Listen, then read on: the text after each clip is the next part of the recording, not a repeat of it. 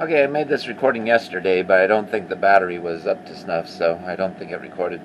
But I just wanted to show everybody I got the drawer faces and cabinet doors on the bench. All of however many there are, since I can't count them. I got the pantry done, a cabinet door here, the two drawer faces over there. I got the V-berth done, a drawer down there, cabinet and drawer. Cabinet and drawer. There's a little cabinet here. This cabinet door and the other one go up there on the anchor locker. I don't have access to that just yet. This empty space right here is this drawer that is done right here. A little bit of laundry on there. It's done, ready to go back in, but as you can see, it's kind of crowded in there. So I'll do that later. I got the galley done.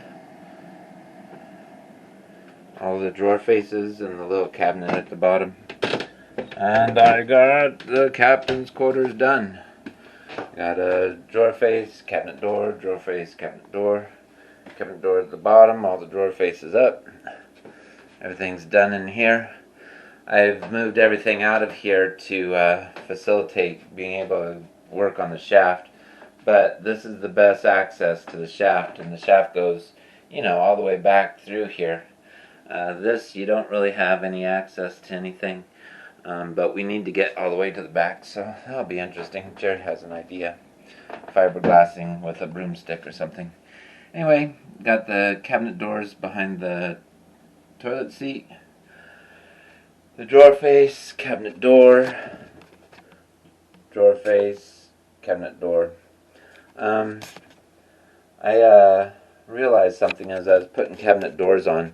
I was using all the screws from my screws for the hinges.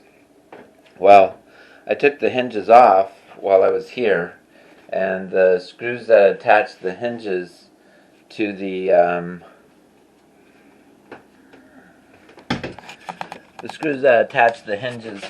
walls or whatever are a little bit longer than the screws that attach the hinges to the actual cabinet doors. So after realizing this, I went through every single cabinet door I'd already installed, took out the screws if they were short and replaced them with the longer ones that I had here. That didn't take much time, but it was a thing. Also, something I've done just recently is I finished these two handles. One of them goes in the head in the aft cabin. I don't know where that handle goes, but this is my pirate purse from Jerry. Jerry gave me this pirate purse. He said I don't get my bones yet, so there's no crossbones, just skulls. Inside is some zipper area and a smaller pirate purse. He also gave me a book that came with it. Speaking of pirate, this is the pirate flag that I made. I saw this skull and crossbones image when I worked at Harbor High School in Santa Cruz, California, and I never seen anything quite like it, so I really like the look of it, so I've copied it and kept it for my pirate design. Yesterday, my eyelets weren't working out so well. This one's still a problem, because I put them too far in. This was my original eyelets, this one, and this one.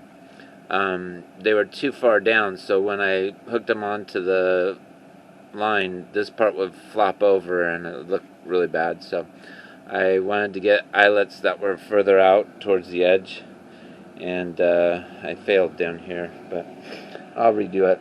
Anyway, I made this flag to be a mirror image on the back, so if you see how the black here looks here on this bone compared to this bone, directly behind this will look exactly the same as this, so they're a match that way.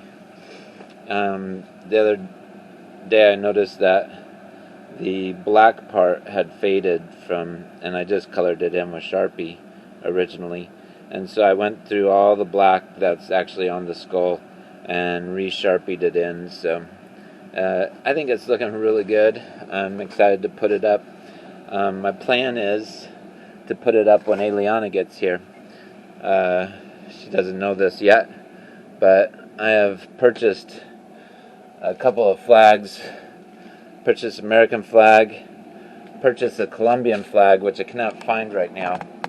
So that's my next task, is to scour the ship and see if I can find that Colombian flag. If I can't find it, that's really the surprise for Eliana, is that I can fly all three of these flags.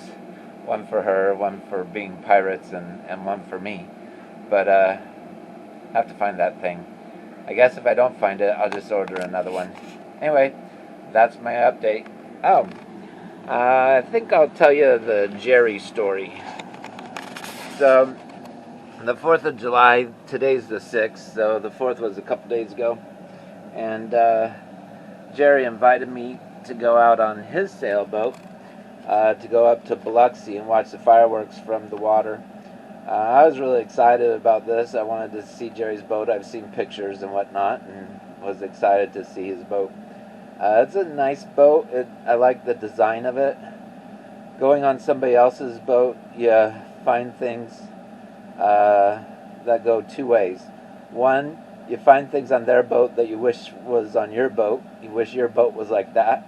And number two, you find things that you're like, oh my gosh, I'm glad my boat's not like this. So I found both of those on Jerry's. I'll have to take my video recorder over there sometime and give you a tour of it. But up on the deck, it was easy to move around from port to starboard. Real easy to get around on top. My boat is not like that. It's, got a lot of things in the way and whatnot. So I like that about Jerry's. But some of his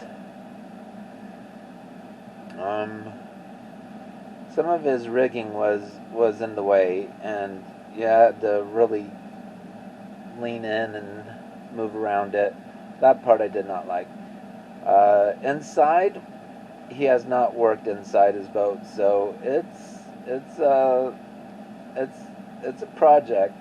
So all the crap he's given me about my boat, he can't do that anymore. I'll just make reference to his boat. But we did get out. We went and watched the fireworks. It was a lot of fun. He had some trouble with his DC, all his I think he has 6 batteries to run all his DC stuff. They were empty and no juice. So we didn't have any running lights or anything. So we stayed out there, obviously, till it was very dark out. And then he had his wife get a 99-cent app on her phone that ran a green light on the right and a red light on the left. And she sat up. She literally sat up at the very front of the boat with her phone held out in front of her, showing red and green. She had to keep tapping the screen to keep it active, or else it would go black. So she just sat up there with her telephone pointing outwards, tapping her screen. His Uncle John was in the back with a big white flashlight for the rear light, and that's how we got home that day. Also, I'm going to mention this, sorry Jerry, on the way home, we were coming into the harbor channel, and he got a little too far to the right, and zoom, stuck it right into the mud. Fortunately, it was easy to back out and get down in the correct channel, but it was a lot of fun. I'm sure glad I got invited to that, and I hope that we share many, many boating adventures together. All right, thank you, bye.